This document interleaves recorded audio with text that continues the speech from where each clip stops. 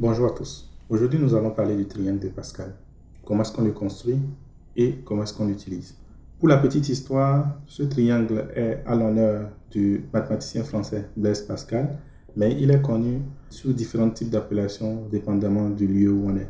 Par exemple, en Inde et en Perse, on va l'appeler le triangle de Khazam.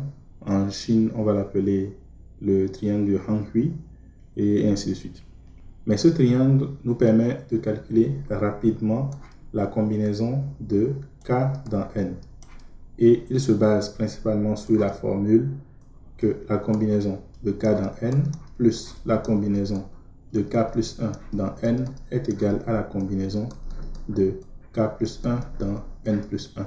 Comment est-ce qu'on le construit? C'est très simple. En effet, il suffit juste de représenter un triangle comme ça, avec des k qui indiquent les colonnes et le n qui indique les lignes. Donc ici, le triangle va toujours commencer par un 1 et finir par un 1. Donc j'aurai un 1 ici.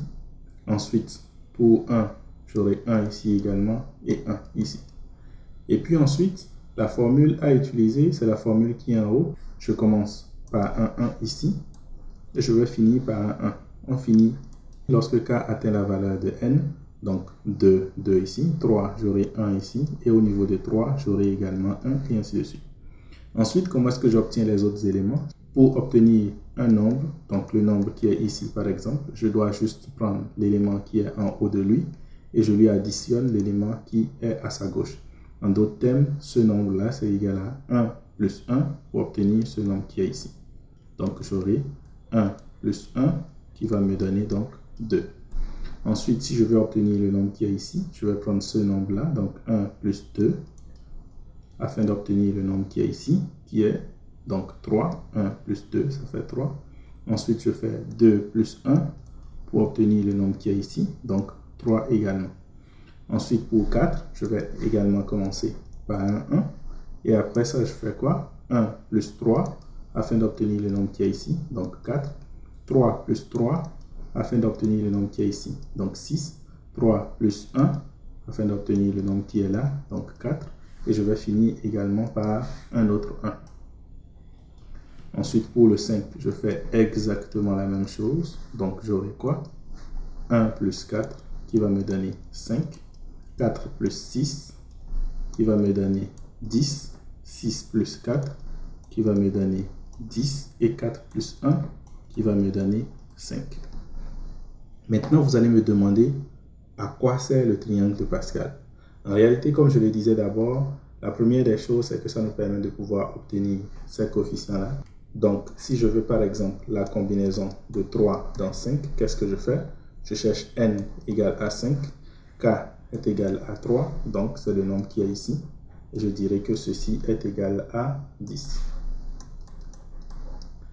Mieux encore, on peut utiliser ce triangle de Pascal pour faire le développement du binôme de Newton. Juste pour rappel, le développement du binôme de Newton, c'est le développement qui nous permet de faire a plus b à la puissance n. Donc si je veux calculer a plus b à la puissance n, les coefficients de ces nombres-là vont être obtenus en utilisant le triangle de Pascal. Donc juste, je vais vous donner quelques exemples pour que vous remarquiez cela avec moi. Si je prends par exemple n qui est égal à 1, j'aurai quoi? A plus b à la puissance 1, c'est égal à quoi? C'est égal simplement à A plus B. En réalité, les coefficients qui sont ici, c'est quoi? C'est 1 qui est ici et 1 qui est là. Ensuite, si je vais un peu plus loin, je prends A plus B au carré, c'est égal à quoi? C'est égal à A au carré plus 2AB plus B au carré. En fait, je vais mettre juste les coefficients en couleur pour qu'on puisse les voir clairement. Pardon. Donc, j'ai 1 ici. Est-ce que vous commencez à remarquer cela? En fait, j'ai 1 plus 1 et 1 qui sont là, qui m'ont permis d'obtenir A plus B à la puissance 1, qui est la valeur de n ici. Ensuite, ceci m'a permis d'avoir A plus B à la puissance 2. Donc, ceci me permettra d'obtenir A plus B à la puissance 3. Donc, si je veux A plus B à la puissance 3, ce sera égal à quoi? Donc, j'aurai 1 fois a à la puissance 3 plus 3 fois a à la puissance 2b plus 3 fois a fois b au carré plus 1 fois b à la puissance 3.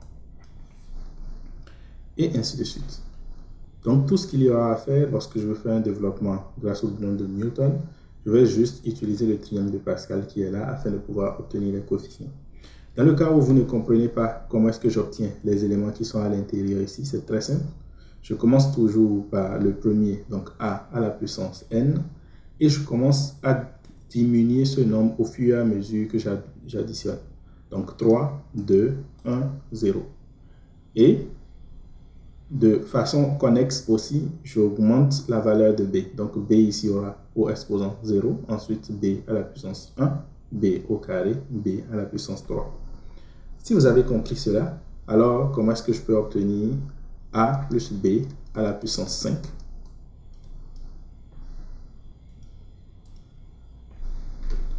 A plus b à la puissance 5 sera égal à quoi? Donc a à la puissance 5 plus 5 fois a à la puissance 4b. Donc bien sûr, je prends les éléments qui sont ici sur la ligne 5. Donc plus, j'aurai maintenant 10 a à la puissance 3, b à la puissance 2, plus 10 a à la puissance 2, b à la puissance 3, plus 5 a fois b à la puissance 4, plus 1 b à la puissance 5. Super. Il existe des généralisations du triangle de Pascal qu'on appelle par exemple le tétraèdre de Pascal. Je vous montre une image ici qui nous permet de calculer par exemple a plus b plus c à la puissance n. Vous voulez savoir comment est-ce que j'applique le triangle de Pascal dans une de mes vidéos? Alors essayez de simplifier ce nombre sans utiliser de calculatrice.